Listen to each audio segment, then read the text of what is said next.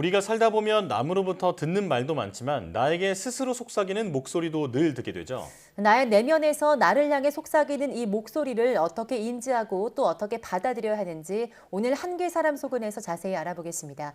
조현주 미디어 심리학자와 함께합니다. 어서 오세요. 안녕하세요. 네, 안녕하십니까. 자, 나에게 속삭이는 내면의 소리에는 뭔가 어떤 도전을 앞두고 할 수 있다 이렇게 외칠 때도 있지만 사실 저는 뭔가 자책을 하거나 좀 부정적인 그런 얘기를 더 많이 하게 되는 것 같은데요. 심리학에서 이런 내면의 목소리를 어떻게 보는지에 대해서 설명을 해주신다고요? 네, 나의 내면에서 나를 향해 속삭이는 부정적인 소리를 심리학에서는 내면의 비판자라고 합니다. 이 목소리는 우리가 살면서 직면하는 다양한 문제들에 대해서 올바른 선택을 하도록 도움을 주기보다는 우리의 생각을 지배하고 자신감을 잃게 만드는데요. 예를 들면 내가 하는 일이 늘 그렇지 뭐. 넌 제대로 하는 게 하나도 없어. 넌 아무짝에도 쓸모가 없어. 내가 그걸 할 수 있을 것 같아? 내가 감당할 수 있는 일이 아니야. 결국 넌 실패하고 창피만 당하게 될 거야.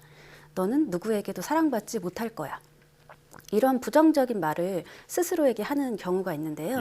이는 오랜 세월 타인으로부터 들었던 비판의 목소리가 층층이 쌓이고 시간이 흐르면서 이 목소리가 익숙해지고 나의 목소리라고 착각하는 것입니다. 이처럼 내면의 비판자는 누구에게나 있고 모든 사람들이 경험하게 됩니다. 다만 자신이 얼마나 인식하는지의 차이가 있습니다. 네, 내면의 비판자가 누구에게나 있다고 하셨는데 그렇다면 이 비판자는 어떻게 형성되는 걸까요? 이 내면의 비판자는 주로 이제 부모님이나 친구, 주변 사람들에게 들었던 말일 가능성이 높습니다. 이런 말들이 부정적 암시가 되어 우리 내면에 내사되는데요. 혹은 스스로에게 했던 말일 수도 있는데 어렸을 때 어른들이 나에게 부정적으로 했던 말을 무심결에 믿어버린 경우 지금은 그런 말을 하는 어른들이 더 이상 없는데도 그 말들이 어느새 나의 내면화가 되어 스스로에게 하는 경우도 있습니다. 이렇게 부정적인 어린 시절의 경험은 우리 인생에 큰 영향을 줍니다. 또 내면 비판자는 평소에는 좀 잠잠하다가 어떤 특정한 상황을 만나거나 예기치 못한 순간에 갑자기 튀어나와서 우리를 당황스럽게 만들기도 하고 기분을 우울하게 만들어 감정적으로 일을 처리하게 만들면서 일순간 우리의 삶을 지배하기도 합니다. 이것을 인지행동 치료에서는 자동적 사고라고 하고 트라우마에서는 침투적 사고라고도 합니다. 그렇군요. 자, 주변의 부정적인 언행이 우리 인생에 계속 안 좋은 영향을 줄 수도 있다라는 것을 이제 알 수 있었던 것 같습니다. 자, 그런데 이 내면의 비판자라는 것에도 여러 가지 유형이 있다고 하는데 어떤 게 있나요? IFS라고 내면 가족 체계 치료에서는 이러한 목소리를 내는 파트를 7가지의 내면 비판자 유형이라고 소개했습니다. 여기서 7가지 유형은 완벽주의자, 작업 감독자, 내면 통제자, 파괴자, 죄책감 고취자, 수능 추구자, 훼손자가 있는데요. 대부분의 사람은 한 가지 유형이 아닌 여러 유형의 내면 비판자를 가지고 있습니다. 특히 완벽주의자 유형의 사람들 안에 살고 있는 내면 비판자는 스스로에게 아직도 부족한 점이 많고 게으르고 바보 같은 사람이라고 비난합니다. 그래서 타인에게 비판받거나 거부당할까 봐 두려워 자기 자신을 혹사시키고 힘들게 합니다. 타인의 비난을 상상하며 자기 세계에 갇혀 자기 검열에서 빠져나오지 못하는 것이죠. 또한 무슨 일이 있어도 절대 나는 실수하면 안 된다는 신념이 있어서 불안한 감정을 자주 느낍니다. 또 일을 할 때는 지나치게 신중하고 진지해서 모든 상황을 끊임없이 평가하고 문제에 집착하느라 일하는 즐거움을 잃어버리기도 합니다. 말씀을 듣다 보니까 이 내면 비판자가 우리를 더 불안하게 만드는 것 같은데요. 내면 비판자가 우리 안에서 또 어떻게 활동하는지도 궁금합니다. 네, 내면 비판자는 불안이나 자기 비판으로도 말할 수 있습니다. 이는 자녀가 어떤 속상한 일도 당하지 않도록 늘 머리 위에서 맴도는 헬리콥터 부모와 비슷합니다. 넌 할 수 없고 창피만 당할 거고 내가 감당할 수 있는 일이 아니라고 말합니다. 바보 같은 모습을 들키지 않으려면 그냥 가만히 있으라고 가르치기도 합니다. 하지만 동시에 우리가 누구보다도 최고이길 바랍니다. 부모가 자기 자식이 특별한 아이라고 생각하듯이 우리 내면의 비판자도 우리가 특별하기를 기대합니다. 최고의 모습만 보이길 바라고 더 잘하길 바라고 완벽하길 바랍니다. 그래서 당당히 나서기를 바라면서 동시에 그럴 능력이 없다고 주입시킵니다. 이게 우리의 안전을 보장하려는 좋은 의도도 있지만 한편으로는 우리를 더욱 불안에 떨게 만드는 것이죠. 이렇게 내면의 비판자는 확성기를 들고 우리의 장점을 좀 몰아내고 단점에 집중하게 만듭니다. 내가 당당히 나서기를 바라면서 동시에 너는 그럴 능력이 없어라고 이제 계속 헬리콥터처럼 주변을 돌면서 주입을 시킨다고 하니까 네. 참 경계해야겠다 이런 생각이 드는데요. 자, 그런데 이 내면 비판자와 관련돼서 아주 흥미로운 연구 결과가 하나 있다고요? 네, 호주의 심리학자 주디스 윌슨 박사와 로날드 라피 박사는 불안장애가 있는 사람들을 대상으로 연구를 진행했습니다. 네. 불안장애가 있는 사람들과 그렇지 않은 사람들에게 성격을 묘사하는 단어들을 보여주었는데요. 단어의 절반은 지루한, 무지한, 게으른, 이기적인 등의 부정적인 단어였고 나머지 절반은 존경할 만한, 능력 있는, 영리한, 따뜻한 등과 같은 긍정적인 단어였습니다. 네. 그리고 그 단어가 자신을 얼마나 묘사하는지 점수를 매기도록 했습니다. 또한 사람들이 각각의 단어에 점수를 매기는 시간까지 측정을 했는데요.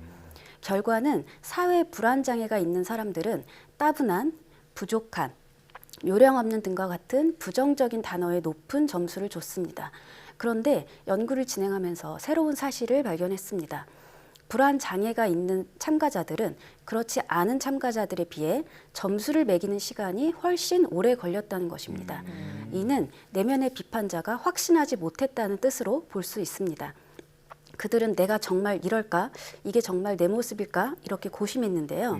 결정적으로 내면의 비판자는 우리 생각만큼 강하지도 자신감이 넘치지도 않습니다. 이것이 내면 비판자의 한계라고 볼 수 있는데요. 우리에게 넌 할 수 없다고 말하지만 확신하지 못하고 감당하지 못할 거라고 말하지만 주저합니다. 이렇게 내면의 비판자는 이미 불안합니다. 그러니 실제로 그가 틀렸다는 것을 우리가 스스로 증명해 보여주면 됩니다. 우리는 지금까지 그가 과소평가했던 것보다 훨씬 강하고 더 능력 있고 보다 멋있는 사람일 수 있습니다. 네. 그렇다면 내면의 비판자가 틀렸다는 것을 보여주기 위해서 저희가 할 수 있는 방법은 뭐가 있을까요? 많은 연구 결과에 따르면 자기 비판은 종종 심한 역효과를 가져옵니다. 불행과 스트레스를 증가시키고 일을 미루거나 미래의 목표 달성을 훨씬 더 어렵게 만들 수 있습니다. 그래서 우리는 자신을 꾸짖기보다는 자기 연민을 실천해야 합니다. 자기 연민은 자신의 실수를 관대하게 용서하며 실망하고 당황한 순간에도 자기 자신을 돌보는 신중한 노력입니다. 내 안에서 들리는 내면 비판자의 목소리가 비난하기 좋아하던 부모님이나 과거의 누군가의 잔재라 할지라도 우리가 그로부터 자유로워지기 위해서는 스스로 자신을 책임질 줄 알아야 합니다. 큰 실수를 저질렀을 때에는 생각해보면 아직도 부끄러워서 얼굴을 붉히거나 자신이 멍청했다고 꾸짖진 않는지 그런 실수를 하는 사람은 나뿐이라고 생각하진 않는지 그런 걸 한번 돌아보시면 좋겠습니다. 텍사스대 교육심리학 부교수 크리스틴 네프는 우리 대부분은 인생에서 나를 무조건적으로 지지하는 좋은 친구를 갖고 있다며 자기 연민이란 스스로에게 따뜻하고 힘이 되는 친구가 되는 것이라고 말했는데요. 과학적 증거에 따르면 자기 연민은 우리의 정서적 회복력을 강화하고 건강과 행복, 생산성을 증진할 수 있다고 합니다. 예. 나를 좀 더 따뜻하게 돌봐줘야겠다라는 생각이 드는데요. 자, 자기 연민을 강조를 해주셨는데 그렇다면 자기 연민이 강한 사람의 특징은 뭘까요? 네, 영국 더비 대학에서 자기 연민과 건강한 습관 간의 연관성을 연구한 심리학자 사라더는 자기 연민이 강한 사람일수록 일반적으로 더 능동적이라고 말했습니다. 그는 자기 연민을 부모님이 건네는 선의의 조언에 비유했는데요. 부모님은 문제를 해결하기에 앞서 잠자리에 들어 일찍 일어나라고 말한다고 했습니다. 자기 연민이 강한 사람은 과도한 자기 비판에 빠지지 않고 자신을 상냥하게 대하는 방법과 장기적으로 자신에게 가장 좋은 선택이 무엇인지 알고 있습니다. 그리고 자기 연민이 강한 사람들은 실수를 바로잡는 데 더 큰 동기를 보입니다. 네. 예를 들면 중요한 시험을 망친 후에 더 열심히 공부하고 타인의 신뢰를 저버리는 것과 같은 도덕적 차원의 실수를 만회하기 위해서도 더욱 단호한 태도를 보입니다. 이렇게 자기 연민은 일종의 안정감으로 과도하게 자기 방어적이거나 절망감에 젖어들지 않고 자신의 나약함을 마주하며 삶의 긍정적인 변화를 이끌 수 있도록 하는 것입니다. 많은 사람들이 실수를 범한 후에 강한 자기 비판에 빠지지만 그럴 때일수록 내면의 비판자 목소리에 휘둘리지 않고 내 마음을 잘 지켜내기 위해서 자기 연민을 키우시길 바랍니다. 네. 오늘 이야기를 계속 나눠보니까 그 진짜 나를 위한 목소리가 무엇인지 구분하는 능력이 좀 필요할 것 같습니다. 조현주 미디어 심리학자와 함께했습니다. 고맙습니다. 감사합니다.